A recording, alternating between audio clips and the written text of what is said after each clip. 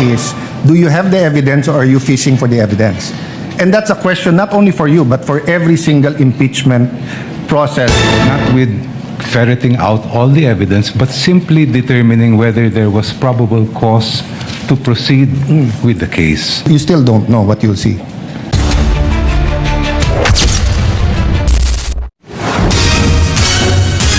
Hello mga busing, kamusta po kayo? Nandito na naman po tayo para magbahaging muli ng video dito sa ating channel at ito ay tungkol pa rin sa impeachment trial ni VP Sara Duterte. At ito yung sagutan ni na Representative Chel Jokno at Senator Judges Alan Cayetano sa naganap na proceeding na ito. Panoorin natin yung yung kabuuan ng ating binahaging video na to. I don't think there's any question that all of us here want na may latag yung ebidensya. The question is, do you have the evidence or are you fishing for the evidence?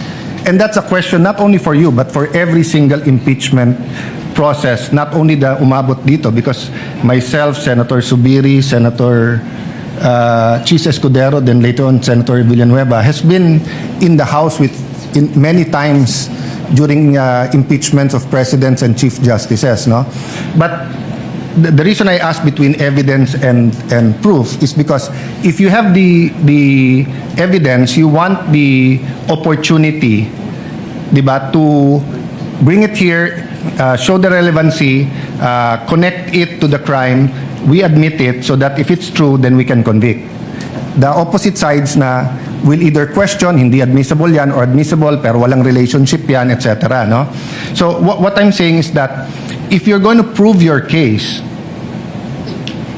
with no evidence except that if you get all of that, then magiging arbitrary yung House of Representatives. Sinong gusto nilang i-impeach?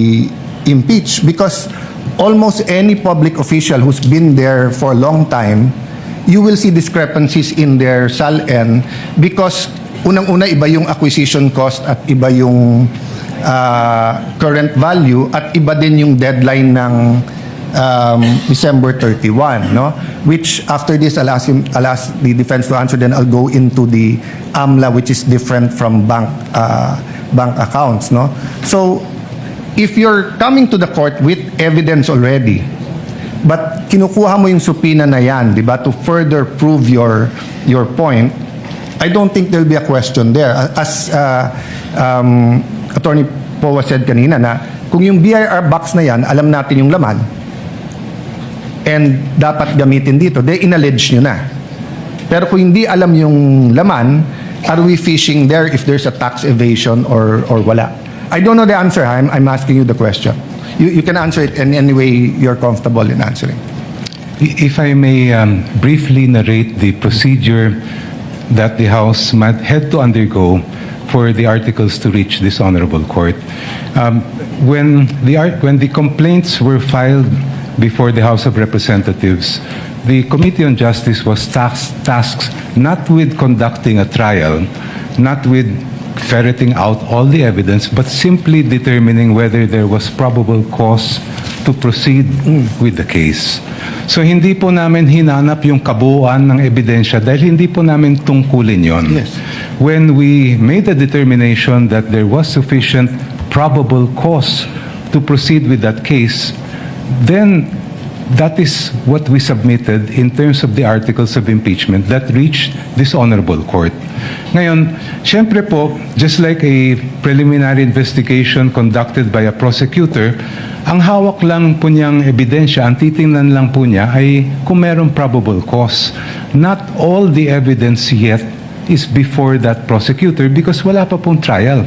Yeah. The presentation of evidence, even the subpoena or compulsion to present evidence will only happen when the trial takes place. And yung tinutukoy po ninyong fishing expedition, yun ay maaring sabihin natin nangyari kung only if the party requesting the evidence or documents ay nagbabakasakali lang baka may makuha tayo dito. In our case, I have to disagree that there was any sort of fishing expedition because based on what the Committee on Justice and later the plenary of the House found was sufficient, there was enough cause to proceed with the I'll case. go to Talagang iniisa-isang sinagot naman ni Chel Ducno yung mga katanungan ni Senator Judge Alan Cayetano. Maganda yung pagkakadetalye din ni Representative Diokno. probable cause, but yung sinabi mo, baka sakaling may makukuha dito.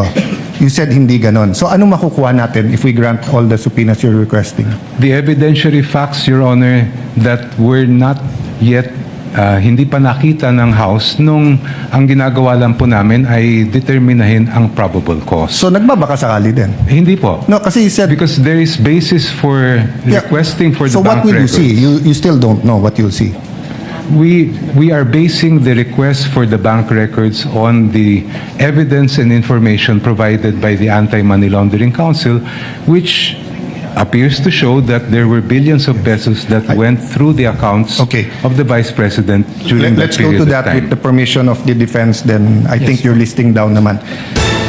So tayo naman ay nagbabahagi lamang dito, no, at wala naman tayong kinikilingan dito at tinitingnan lang natin kung ano ba talaga ang daloy ng proceeding na ito at sino ba talaga para kasi para sa akin nagpapagalingan kasi sila ng mga kanilang mga sagot at mga question dito sa nangyayaring proceeding na ito ng impeachment trial ni Vice President Sara Duterte at sana'y magkaroon na ito ng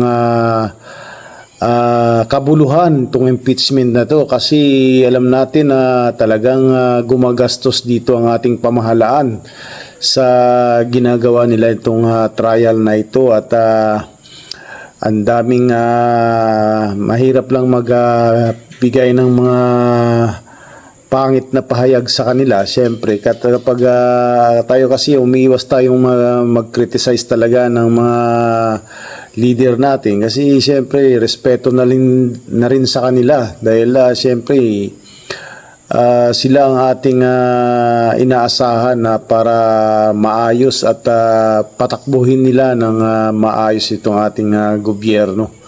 Pero sa nangyayari ngayon, no, itong prosecution at itong defense may kanya-kanyang pinapanigan ito.